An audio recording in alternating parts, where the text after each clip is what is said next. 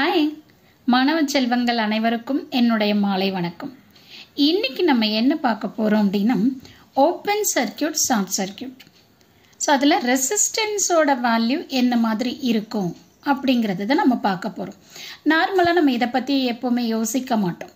Open சர்க்யூட்னா current என்ன வரும், voltage என்ன வரும், ஷார்ட் சர்க்யூட்னா கரண்ட் எப்படி இருக்கும், வோல்டேஜ் எப்படி இருக்கும் அப்படிங்கிறத பற்றி தான் நம்ம யோசிப்போம். இதுவே நம்ம ஏதாவது ஒரு காம்படிட்டிவ் எக்ஸாமு இல்லை டெக்னிக்கலாக கேட்குறாங்க அப்படிங்கிறப்ப தான் நம்ம யோசிப்போம். அங்கே கொஷின் கேட்டதுக்கப்புறம் யோசிப்போம், அவங்க இந்த மாதிரி கொஷின் கேட்டாங்களே, அப்போ நம்ம இதை பற்றி நம்ம யோசிக்கவே இல்லையே அப்படின்னு சொல்லிட்டு. ஸோ அதுக்கான விஷயத்தை தான் நம்ம இங்கே பார்க்க போகிறோம்.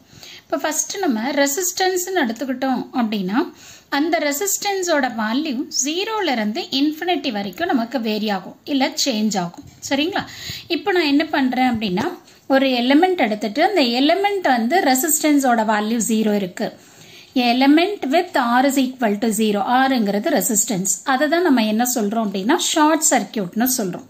Element with R is equal to 0 தான் ஷார்ட் சர்க்யூட்னு சொல்கிறோம். அப்போ R is equal to 0.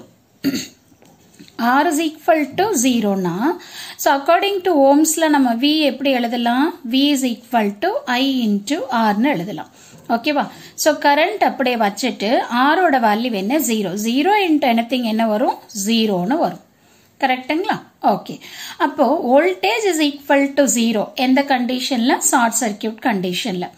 அப்போ கரண்ட் என்ன வரும் அப்படின்னா கரண்ட் எந்த வேல்யூ வேணாலும் வரும். 0வை தவிர்த்து வேற என்ன வேல்யூ வேணாலும் நமக்கு வரும். ஸோ அதுதான் ஷார்ட் சர்க்யூட். இப்போ ஷார்ட் சர்க்யூட்னா என்னன்னு புரியும்னு நினைக்கிறேன். Element with R is equal to 0 அதுதான் நம்ம ஷார்ட் சர்க்யூட். அப்போ என்ன மீனிங் மேடம் அப்படின்னா ஷார்ட் சர்க்யூட் கண்டிஷன்ல ரெசிஸ்டன்ஸோட வேல்யூ எப்படி இருக்கும்னா 0வா இருக்கும். ரெசிஸ்டன்ஸ் 0ங்கிறதுனால V is equal to IR. So I into ரெசிஸ்டன்ஸோட வேல்யூ 0 அதை போட்டு மல்டிப்ளை பண்றப்போ V யோட வேல்யூ 0. அப்போ இன்னொரு விஷயமும் உங்களுக்கு நல்லா தெரியணும். ஷார்ட் சர்க்யூட்டுங்கிறப்போ வோல்டேஜோட வேல்யூ 0, கரண்ட் எது வேணாலும் இருக்கலாம், என்ன வேல்யூ வேணாலும் இருக்கலாம் கரண்டோட வேல்யூ. ஓகேவா? இது ஷார்ட் சர்க்யூட். நெக்ஸ்ட் பாத்தீங்கன்னா ஓப்பன் சர்க்யூட். ஸோ ஓப்பன் சர்க்யூட்னா என்ன அப்படின்னா element with R is equal to infinity. R is equal to infinity. ஓகேவா? R is equal to infinity-ங்கிறப்போ I கண்டுபிடிக்கிறோம். ஏன்னா ஓப்பன் சர்க்யூட்டுங்கிறப்ப கரண்ட் நம்ம பார்ப்போம். I is equal to V by R. அப்போ V divided by infinity. So anything divided by infinity நமக்கு என்ன? 0. அப்ப என்ன மீனிங் அப்படின்னா ஓப்பன் சர்க்யூட் கண்டிஷன்ல கரண்டோட வேல்யூ 0. ஓகேவா? ஸோ கரண்ட் 0வா இருக்கும். அப்போ வோல்டேஜ் என்னவா இருக்கும் அப்படின்னா என்ன வேல்யூ வேணாலும் இருக்கும். It may be anything.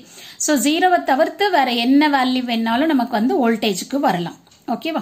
So அப்போ இதுல இருந்து ஓப்பன் சர்க்யூட்டுங்கிறப்போ ரெசிஸ்டன்ஸோட வேல்யூ நமக்கு எப்படி இருக்கும் அப்படின்னா இன்ஃபைனைட்டா இருக்கும். கரண்டோட வேல்யூ 0வா இருக்கும். Voltage May be anything. சரிங்களா? இப்போ பாருங்க எவ்வளவு ஈஸியா இருக்கு பாருங்க. நான் என்ன சொன்னேன்? ரெசிஸ்டன்ஸோட வேல்யூ 0லேருந்து இன்ஃபினிட்டி வரைக்கும் சேஞ்ச் ஆகும் அப்படின்னு சொன்னேன். ஸோ ஃபர்ஸ்ட் ஆரோட வேல்யூ 0, மினிமம் மேக்சிமம் எடுத்துக்கிறேன், அவ்வளவுதான். Resistance minimum 0 value. அப்ப 0வா இருக்கிறப்போ அந்த சர்க்யூட் என்னவா ஆக்ட் ஆகும்? ஷார்ட் சர்க்யூட்டா ஆக்ட் ஆகும். ஷார்ட்ங்கிறப்ப எது 0வா இருக்கும்? வோல்டேஜ் 0வா இருக்கும். ரெசிஸ்டன்ஸும் 0, வோல்டேஜும் 0வா இருக்கும். சரிங்களா? Current maybe any value. அதுவே ஓப்பன் சர்க்யூட்னு வரப்போ ரெசிஸ்டன்ஸோட வேல்யூ இன்ஃபினிட்டியா இருக்கும். ரெசிஸ்டன்ஸ் இன்ஃபினைட்டா இருக்கிறப்போ கரண்டோட வேல்யூ நமக்கு என்ன ஆயிரும்? 0ன்னு வந்துடும். Voltage it may be anything. அவ்வளவுதான். எவ்வளவு சிம்பிளா இருக்கு பாருங்க. சோ இது நமக்கு நிறைய விஷயம் பாத்தீங்கன்னா இதை பார்த்திருக்க மாட்டோம். நார்மலா நம்ம என்ன பண்ணுவோம் அப்படின்னா ஓப்பன் சர்க்யூட்னா கரண்ட் 0, ஷார்ட் சர்க்யூட்னா வோல்டேஜ் 0 அப்படின்னு தான் நம்ம பார்த்திருப்போம். அப்ப ரெசிஸ்டன்ஸை பத்தி நம்ம யோசிச்சிருக்கவே மாட்டோம்.